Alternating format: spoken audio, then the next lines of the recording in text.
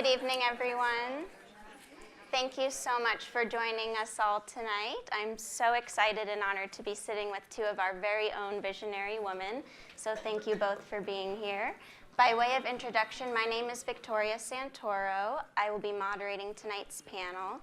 I have a financial background, so I work at Merrill Lynch on a team called the Jones Zafari Group. And what I do is I help individuals and families manage their finances and kind of stay on track to meet their financial goals. So joining us tonight all the way from New York City is Daniella Schlisser. Thank you for being here. Do you want to move out here now that you've experienced the weather a little bit? I definitely don't want to go back. Yeah, I don't blame you. I'm from the East Coast, so I know. Yeah, brutal. Daniella is the top producing residential real estate agent at one of the oldest and most prestigious New York City firms called Brown, Harris & Stevens. So thank you again for joining us. And also joining us from right here in Los Angeles is Jennifer Yen. Thank you. Jennifer is the creator and CEO of Purlisse, which is a results-driven skincare collection that combines modern wisdom and Asian philosophy. I have to be honest, Jen introduced me to her product this week, and I'm wearing it, and I love it. Thank you. Thank you. Thank you. So my goal tonight is to talk a little and have these ladies talk to you guys a lot about their experiences and their stories, and hopefully leave you all with some takeaways that you can apply to your own lives. So without further ado, I'll give you both some airtime to kind of share your journeys, starting with you, Jen. You went from a supervillain on a TV show to a skincare hero in a very competitive industry. So tell us about your journey and how you got to where you are today. Yeah, so I am a former TV villainess. I was fighting Power Rangers on TV. Yes, and now I'm saving complexions with Purlisse, which is a skincare line inspired by my grandmother's Asian beauty secrets.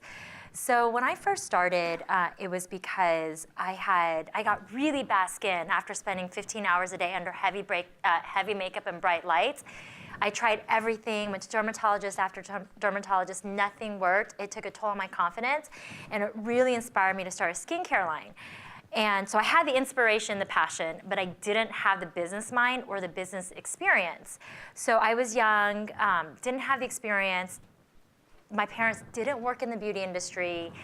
I never worked at a company, period. And I was so young, inexperienced, and didn't have also knowledge in finances. So I just went ahead, I just dove right into it. And needless to say, I made a lot of mistakes. And I took equity out of my condo, which I never, ever, ever suggest. And I just went for it. So at the time, this was pre-2008, and there was no social media tools. E-commerce is not where it's at now. And it was just so much more expensive to start a business. So, and then there was nobody understood Asian-inspired beauty secrets. So I launched my company, put everything into it, and then the economy crashed in 2008. So I was left with nothing at all. So, I mean, I'll tell the story throughout the session, but I stuck with it, and the tides turned. Now there is such an interest in Asian beauty. E-commerce is really thriving. You have social media tools. We don't have to depend on retail for distribution. And I think my message is you really have to stay in the trenches to know what's next. And I did, and that's how I was able to figure out and reinvent my business and also my life. And Daniella, you have a very different story, but one similar in terms of resilience. So you came from a very affluent background, living in Vienna, all around Europe, settling in New York City, to one day waking up and having 0 assets to your name and 3 children to support. So what happened, and how were you able to turn it around? So what happened was I had this very, easy, financially easy childhood. Not in every way easy, but certainly financially very easy. Didn't expect to ever need or want for financial security.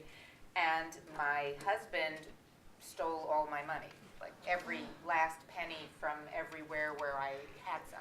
And I didn't realize that. I thought I was investing, and it turns out there were no actual investments. So I had no money left and no assets.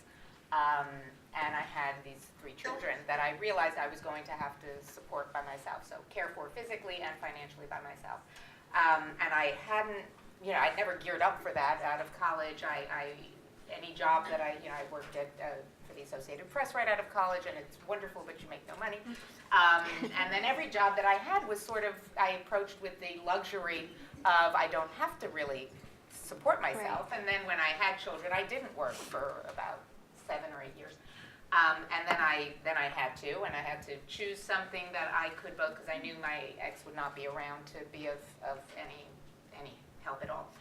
So I had to find something that was both flexible in time so that I could be with my children when I needed to, and financially lucrative enough to support them. And there was pretty much nothing other than real estate brokerage, because you can make an awful lot of money in real estate brokerage, and you do have the flexibility. Anything else that I came across was either potentially lucrative, but you didn't have the flexibility. It was an 8 to 7 job, and you can, do great, but you couldn't stay home if your kid was sick, or you had the flexibility and but you didn't make enough money. So this was great. It checked the boxes.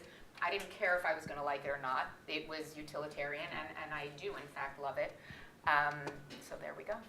And it's worked out, and I've been able to support my kids and myself, and and be one of the top producers. And thank you.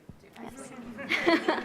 So one question I have for both of you is that even though your stories are very different, you both took risk, right? Daniella, real estate, while it can be incredibly profitable, it's commission-based. So you had 3 kids to support, and there could be periods where you didn't see a paycheck, right? Yes. And Jen, you had very little experience going into what you were doing, and it was an extremely competitive industry. So we all hear the phrase, you have to take risk to see return, high risk, high reward, but how do you balance that? Kind of knowing what you know now, how do you balance that and make sure it's appropriate and not going to land you further in the hole?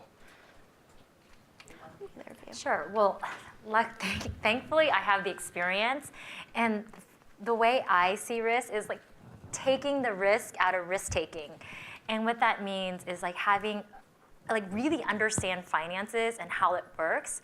And for me right now, I am about to launch a new company, and I know about finances now. I know about manufacturing costs.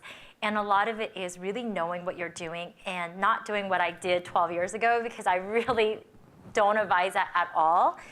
And knowing what it costs to start a business, I think really understanding when you're gonna see a return and how much is it gonna cost you. It's not just finances, but it's also your time. Right.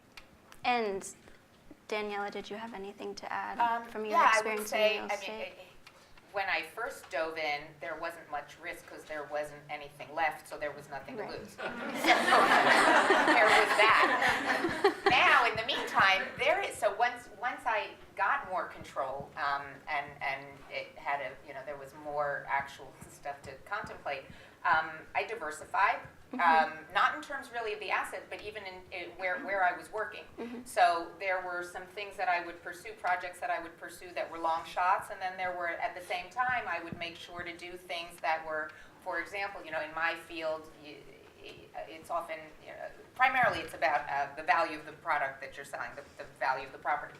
So I made sure to always have, a bunch of $1 million properties, which in New York is like, 1 bedroom, sadly, and still shoot for the $10 million property, knowing that if that one $10 million property doesn't come through, then I would have nothing if it weren't for the fact that I was also working 10 $1 million properties. So I would say, diversify, make sure that if, as best you can, that there is enough that you are working on that will sustain you, while you still make sure to shoot for the stuff that will really propel you forward. Yes. Right. And I want to add to what Danielle's saying. I think in order to do that, to shoot for the stars, is you have to make sure that you're financially safe, meaning that you should always have an emergency savings fund where it will cover you for 2 years. I mean, a lot of people say 6 months, but if you have children, it needs to be 2 years, because you don't know where, in my case, when the economy crashed, like it took 2 years for 3 years for the economy to start recovering. And I think if you want to shoot for the stars, you need to make sure that you have a really great foundation for financial security, because it is not, you are not going to thrive when you are stressed out about how you're going to pay for your rent, your mortgage, food, your kids. You have to have a safety net, and your Absolutely. risk has to have parameters around Yes. it. You can't be taking risk blindly. Like I did 12 years ago, and I don't advise that again. And you need information. I think a lot of it is also about, I think the an informed risk is of a very different quality than an uninformed risk, and I think many of us have taken uninformed risks like what you mentioned. But if you discipline yourself and get comfortable with sitting down and really looking at the numbers, and I think what many of us, and particularly women, are not comfortable sitting down and looking at numbers. So you map it out, and when will this pay off, and what do you need to do in the meantime? So just the approach in management is already addressing the risk. Let me piggyback off of that and ask you both. That's me. I'm so sorry. Oh, that's What is it? Oh, it fell off or something. Okay, sorry. piggybacking off of kind of the known and the unknown. Did either of you ever have conversations about money prior to the hardships you faced or experienced dealing with or managing your own money? I was not raised talking about money. I was raised just as Stacy noted that it was. One doesn't do that. Okay. I still don't talk to my family about money. I talk to them about my money. I think they are highly uncomfortable with me because they are really not comfortable. These are Viennese, really sort of traditional. It's more of a cultural. But I was raised not talking about money. We don't talk about it. I didn't know how much money I was inheriting from my father until he was dead and I inherited it. No idea what that was going to look like, and we never talked about money. I do talk about money with my children, but again, like Stacy says, I don't talk about things that I don't think they need to know. I mean, I do. It's filtered somewhat. It's not everything. I don't. It's more procedural than numeric, or. It's more. I wouldn't say. No, it can. It's numeric. It's just not necessarily everything. But it. I edit a bit, but I don't edit in the way that it was edited with me. I use words like, I can't afford, I can afford. I offer explanations, I offer projections. We won't be able to do that this year, but maybe we can do it next year. Things that were never addressed when I was a kid. And do you feel like if those were addressed, that you would have found yourself maybe quicker to detect what was going on in your relationship? And I think yes, because I think if they were addressed, I would have identified as a financial being. And I think that's the real problem, at least it was for me. I was raised with that incredibly traditional message that I, as a female, was a social being. I was not a financial being or a numeric being, and as a result, I abdicated all of that. So I think, yes, just the conversation, even if it isn't, I don't know that it's as much about how much you share in the conversation, but having it is a suggestion that it's appropriate to have it, and that the kid you're talking to is appropriate to be spoken to about finances. Right. And Jen, did you ever have conversations? Yes, my parents, they were really hardworking. They were immigrants, so we always had conversations about money. But it was more about, don't be wasteful, don't spend money, try to save money. But what does that mean? So okay, well, I felt like everything I bought I needed, but my parents weren't very specific about saying you should save about 10 to 15% of whatever you make, put that in emergency savings, or you should invest it because when you're young, there's compounding and interest. Like if you start doing it when you're 20 and by the time you're 40, or if I started trying to do it now, it's really, really much different. It's much easier to start when you're young. So my parents didn't teach that to me. And I wish they did, because if they said, hey, save 20%, I would have done that. But because the goals weren't specific and their messages weren't specific enough, I didn't do that. Right. And so my daughter's 3 years and 2 months, I am going to have conversations with her as soon as possible. the way I see money, it really is a tool. It's a technology to create space and freedom in your life that you can do something meaningful, or you could take a job that you're really passionate about. And it's also a tool to make more money for yourself. So that's kind of how I see it. And there's really no emotions in it. There's nothing really strange about it, to me. Right. And I think the conversation needs to start at a young age. And women in particular really, really need to understand money and how it works. Right. Because it's not okay to live in fear or live in the dark and not know what's going on financially. Right. And also I want to add, your money-making opportunities really shrinks as you get older. And that's why I always advocate. I have a team of really awesome young women working for me. I always want to tell them to save money and to understand it, because nobody told me when I was 20 or 21. And now I'm just trying to catch up. Right. So. And I'm not sure if it's necessarily a male or female thing, not having conversations about money. I think finances are daunting, numbers are daunting, whether you're male or female. And I think women more often tend to put a middle person in, whether that be a spouse, a friend, a sibling, instead of taking their own control, right, and making their own decisions and learning that way. Yes. Right. So I want to focus in, Daniella, on kind of the subject of trust, because you experienced such deep betrayal from not only a husband, but the father of your children, and someone who, my understanding is you knew him kind of for your whole life, since childhood. I had met him. I had met him when I was 15 Right. at a wedding. So, but other than that, I only met him. Yeah. But I mean, we were in the same circle. He was a known. I had met him Right. as a kid. So who is it now that you trust to have conversations about money? Because as we just discussed, it's so important, but after experiencing such betrayal, I can't imagine it was easy for you to open up. No, trust in general was difficult. I mean, I have old and close friends that I do trust, but trusting new people was difficult. I trust my accountant. I've had him for many years, but I really do. He's such a good man. I should have invited him. He's such a nice. He really is. He's such a good man, and that became clear to me. But so I will say, it's trust.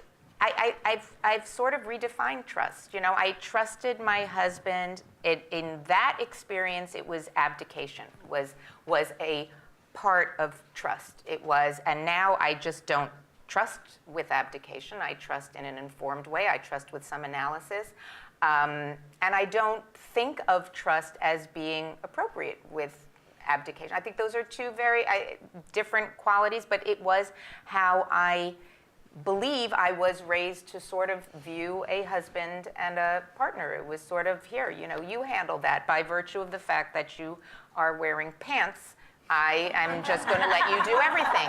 And that was also somewhat, I don't want to say it was a suggestion, because I don't know if it was a suggestion, but I certainly perceived it as ideal.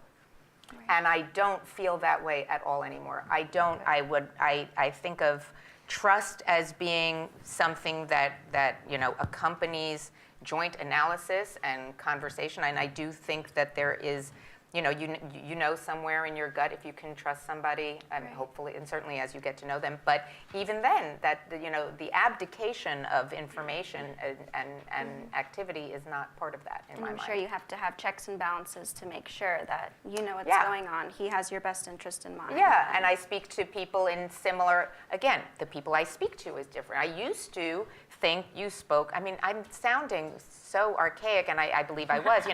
I spoke to a friend's husband. Like, I don't know why it was always a husband, but that's who you would run your thoughts by. Like, I don't do that anymore at all. Now I speak to colleagues. When I speak to my accountant first about, should I do this and where should I put that and what should I establish here?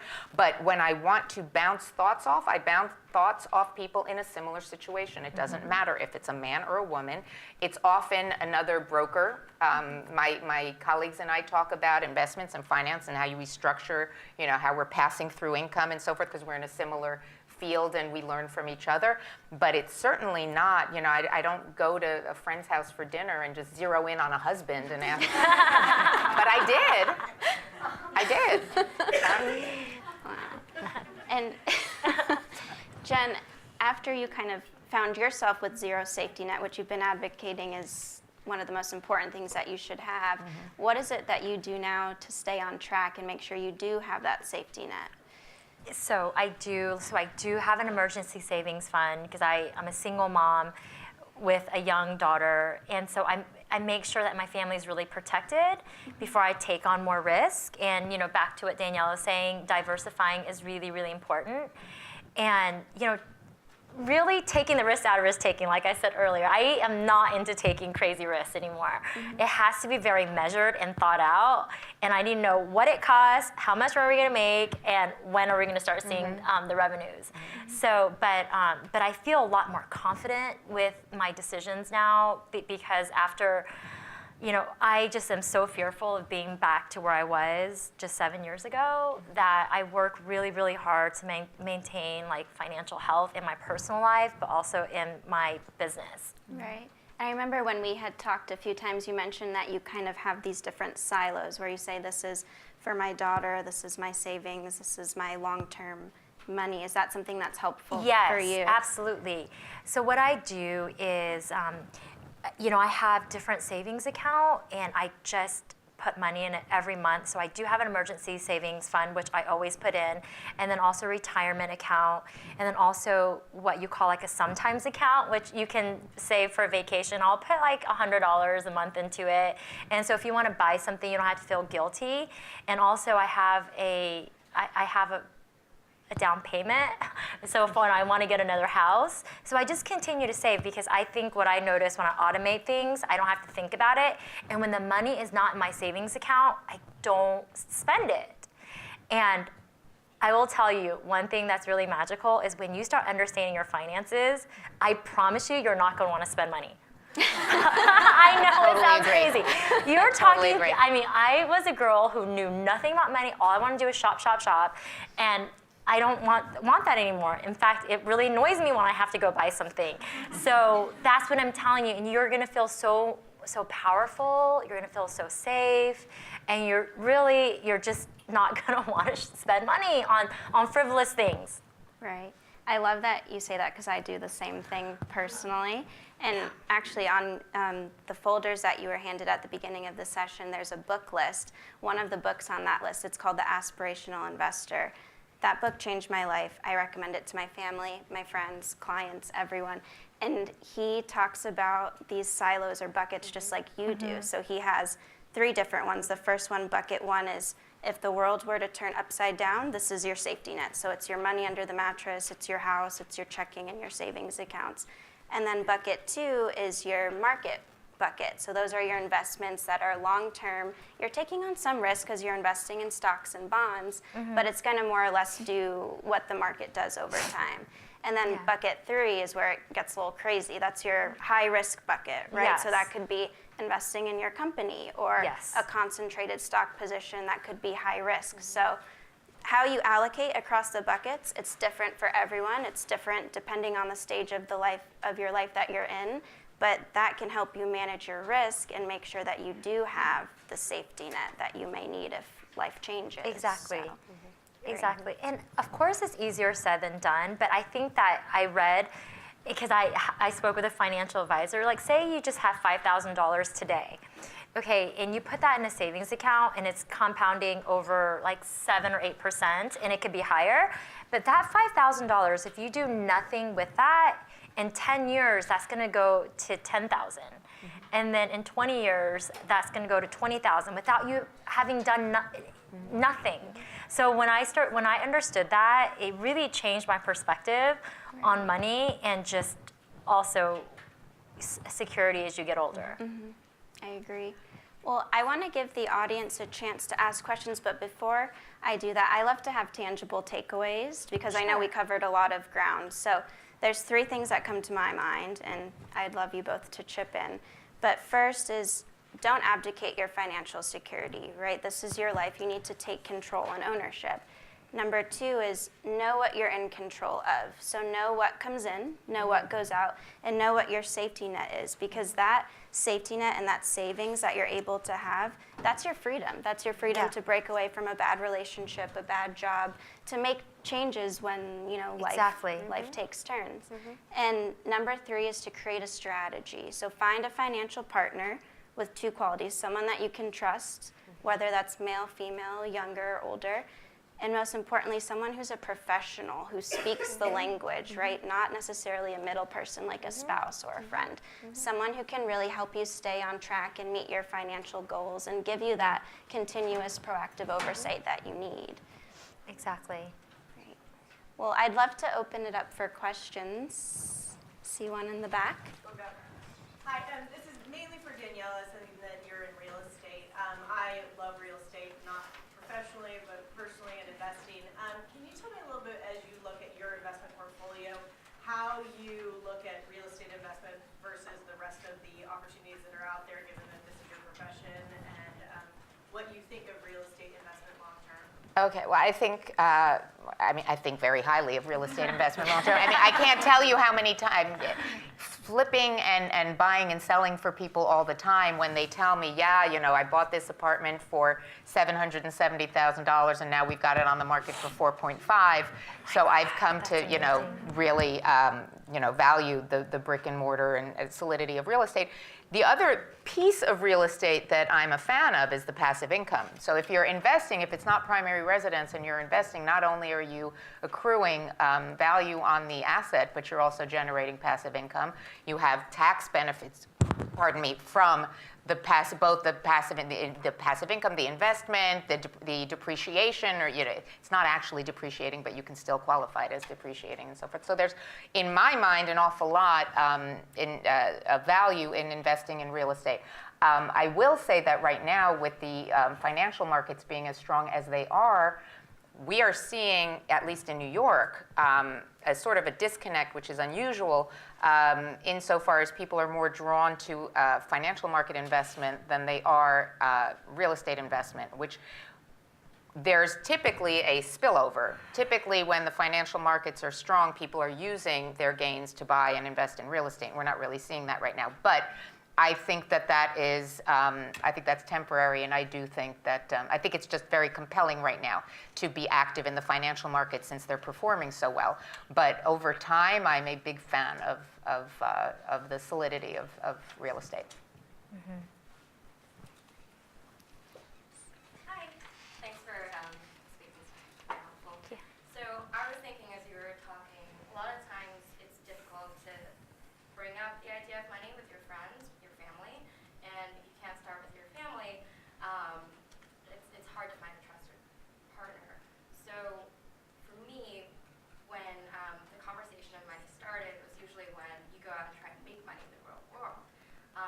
And I don't know if you guys have applied for a job and someone asks you how much money do you currently make. I feel like that's one of the things that limits women from being able to get to the next level, or it pegs you to this arbitrary amount that determines your current value. So California just passed a law saying that employers can't do that. Oh yeah, I was gonna say. So I was yeah. wondering what you think, how that's going to affect the opportunities that we're going to have, or if we should rethink that. I have a question. Yeah, can't you change that conversation? Why is that? I mean, if it were me, I think I would be resistant to somebody asking me how much I currently make. If I was happy with my current job, I wouldn't be talking to you. But I think that's something that we often don't do. We don't change the conversation and put it where we want it. I would, answer that question by saying what you want to earn. Yes. What you're earning now is irrelevant. If you were fully happy and completed where you are, you wouldn't be talking to them and interviewing. Here's what I want to earn.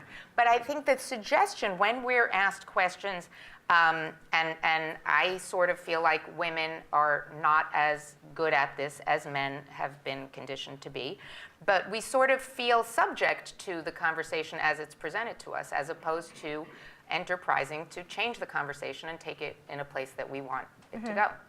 And you can always frame it like, so for what I've achieved, what I've done in my other job, what's in the market. You can sort of compare, like, you know, I feel like it's fair that my range is X, Y, and Z. So just as a quick point, because Sure. you're both entrepreneurs, whereas working for corporate America, back under the old regime, at least in California, if you were to lie about how much you made with a prior employer, I you would- could end up not, or getting fired at some point in time for not being truthful on your application. Of course. So that's just a risk.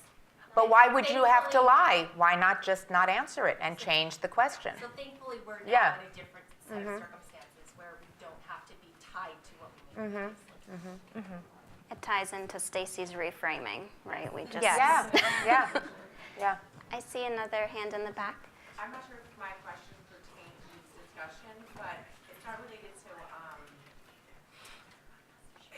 if you've had one certain career and now you want to enter the workforce as something different, how does one start? Jen. I was, you know, I always say you just have to do it. And if you are resilient enough and persistent enough and you really, really are up to suffering through the process, because I always say that because it is a lot, especially if you want to be an entrepreneur and you want to reinvent yourself, it is a lot of work. And it's not easy, but most people give up like before they become great at what they do. Just do it. You're going to make mistakes, but if you really believe in yourself, you have to go for it. Because I just think about if I would have given up when times were hard, I wouldn't be where I'm at today. So that's why I always encourage, and it's not impossible. It's just a lot of hard work. It is. That, and you have to be willing to suffer for it. And that ties into what we said about knowing the risk that you're taking too. So make sure if you're going to make a change, you know the downside, you know the potential risks, so that way you're able to better prepare. Yeah, and try to get educated as much as you can on the industry that you want to go into.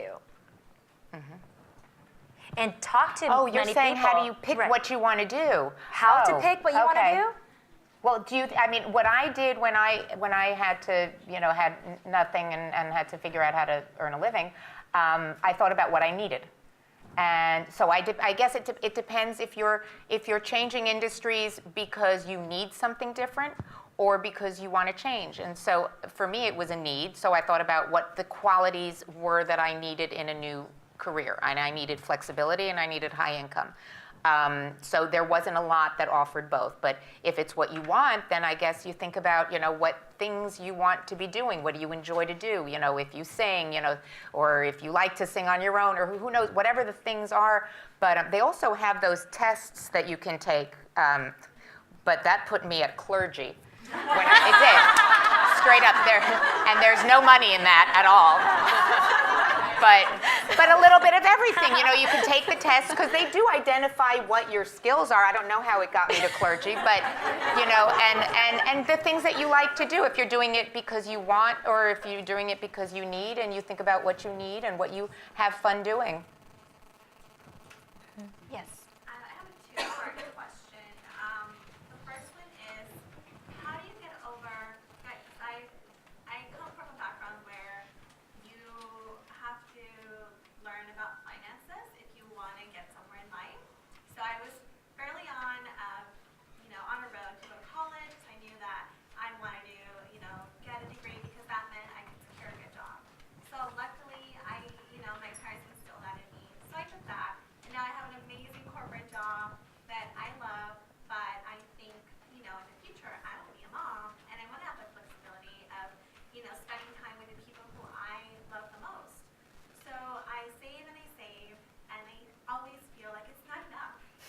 So my first question is, how do you break that, glass where I feel I'm strong and I can get there and do it? And the second question is for Daniella. I know it must be really hard to make a breakthrough in your industry. It's very competitive with incoming and people who are already seasoned. So can you talk about a specific situation where you finally broke through a struggle and you realized you were going to be standing on your 2 feet and moving upward? When did I realize? I guess sort of, I realized it was going to work and it was going to be okay pretty early, but I also did, a tremendous amount of grueling work. I worked door to door every Sunday when I started. I used to circle for sale by owner ads in the New York Times because we still had physical ads back then. And I went out every Sunday from 11 to 4 and I would present myself at people's doors and try and chat them up and get their listings. I took over. Yeah, that sucked. But sorry. But it worked, and I still do it because it worked. It's not fun, but it worked, and so I still do it when I can. But eventually, when it starts working, it's not going to work at first. It's going to, and you have to really get friendly with the word no, and you have to. You know better than me in that. Yes. Yeah, you get a lot of rejection. You get a lot of no. You have to learn how not to personalize as best you can, and you have to keep at it. And eventually, stats helped me actually. The stats on how many deals you have to pitch to in real estate versus the ones you get 1 out of 10. So I will say information will support your comfort with your failure, I think. At least it did for me. When I learned that people on an average only get 1 out of 10 listings that they pitch or buyers that they take out, that helped me because I didn't feel like I was failing beyond the norm. I just felt like, 1 down, 9 to go but I don't know if that applies to other industries, but I would say you just get comfortable with the word no, and eventually you start getting yeses, and those are really satisfying.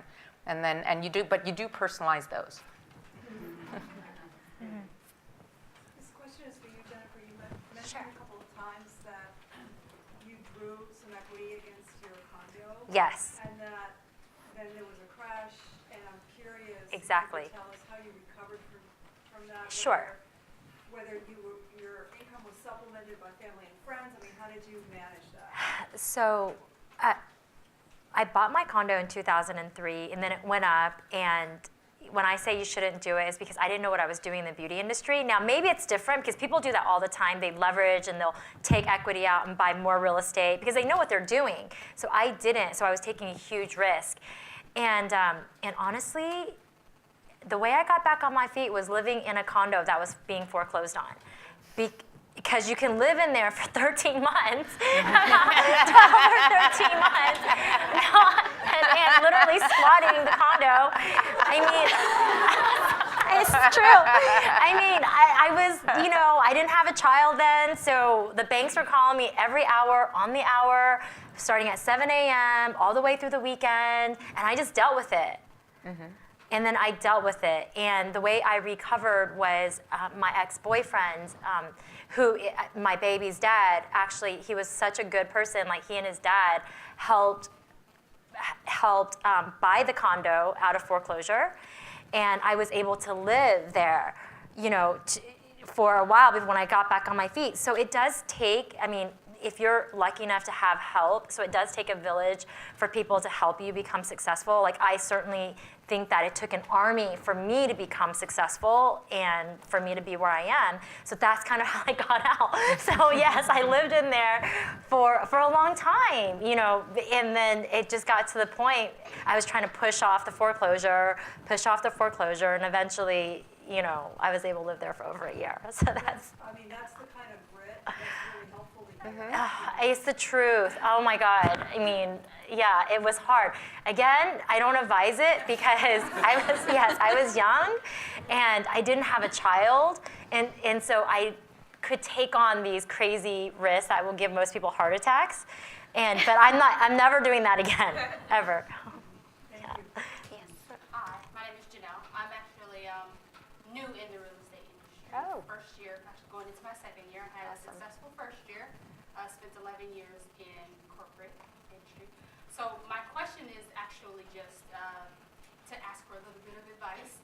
I am a mother of a 3- and 5-year-old, and my current struggle is coming from the corporate 9 to 5. I knew when I was home, I kind of could set a structure. I'm a crazy planner in that regard. Now, within an industry where I'm building my own business, it's sort of a a little bit more fluid. So I have the tendency to feel guilty for being out in the evening when I know my girls. I mean, I have a husband who is extremely supportive, so I'm not leaving him on the corner, but you know, they're home with him, and or you know, and I have my mother lives nearby, so she's supportive in that. But for some reason, during this last year, I've kind of struggled with just guilt of leaving them and leaving small children when you're trying to build a business. And I'm very driven, and once I set my mind to something, I'm going to do it. It's just that one thing has sort of been a little bit limiting for me. So I'm just wondering how you guys deal with that having children. So it's very simple. Someone once told me, you know, Jen, look, your daughter's screwed if you don't have money. And that just did it for me. It's that simple. Yeah, so that's how I think about it. You know, I do my best, but I have to make sure there's stability. And so I don't have that guilt. You know, I feel I'm lucky I get to take my daughter to preschool, do circle time with her, pick her up every once in a while. Like, my parents were never there for me. They ran a restaurant, so I never saw them. When I came back, they were still at work, and they would go to sleep at 10, wake up at 10, 8, and we were already at school. So that guilt, like, I understand because I'm a mom, but at the same time, literally, your kids need you, and they need you to pay for their school, pay for food, pay for your home. I mean, what are you going to do what are they going to do, if you don't? That's the way I see it. Daniella, do you have something to add to that? Yeah, I had for many years, I had too much overflow from work to home. So sort of what you were starting to say at the beginning, not so much the guilt of leaving them, that has been okay because my kids have been very appreciative of the fact that I pretty much saved everybody in our family. So they've been okay with me having to work, but I was noticing that I wasn't getting enough time for myself. I was, working all day, and then I would take work home, and then I would keep working at home. So I started to structure my day work much more tightly. I eliminated any social phone calling, not that I had that much, but and I made sure, I did notice that, if I allot myself, if I'm at the office from 9 to 6, I can get everything done 9 to 6 if I put my mind to getting it done, if I don't think of the after 6 time as available.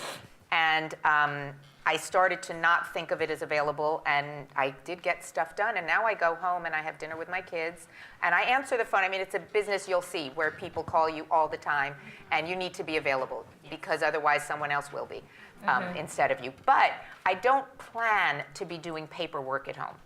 And I think that, so structuring it in a way where it's more contained, and I do believe it's doable, at least it was for me, so that you no longer are considering time that is family time or your own personal time as work time, and identifying, the work hours as work time and the rest of it, as your oxygen mask or time with your kids. I think we have time for one more question, if anybody has. I have a question. Sure. So I am also an entrepreneur with a cosmetic line, and I understand what you're going through when you say it was really hard in the beginning. It's very competitive. When I started my cosmetic brand, it was really important that I created non-toxic, cruelty-free, vegan, organic cosmetics. And at the time, I was like ahead of the curve. Yes. And now all of a sudden, all these brands are starting to have that same philosophy. So how do you stay on top of your game with all these new brands jumping in and kind of competing against you? Like, how do you keep your brand fresh and always? So one of the things, you're right, it's hyper competitive, and I think when you lead with your story about why you started it, that's going to bring soul, fire, and passion to your brand. And that's why when I talk about my products, I always talk about my personal struggle with my skin and using my heritage to fix my skin, inspired by my grandmother's Asian beauty secrets, because you need to find ways to differentiate yourself. And I think your story, reason why you started it, why your products are different, is really, really important. Otherwise, you're just another brand. And also another reason why but you have to be an extension of your brand. That's why I'm always so open to speaking at at events like this because you have to be more than just products. And for me, because I had a personal struggle financially, I feel like it's important to get my message out there and like how I can help other people. And you want to look at your business that way, is how you can impact other people's lives beyond just product. Does that make sense? Yeah, no, absolutely. Like, well, we can talk after, but. Okay, sure. But I also had a question for Daniella because I am diversifying my portfolio and I'm starting to get interested in investing in real estate and stock markets and things like that. And something that I noticed is I made a huge mistake. I bought when the market was really high and it crashed and then I lost all my investment money.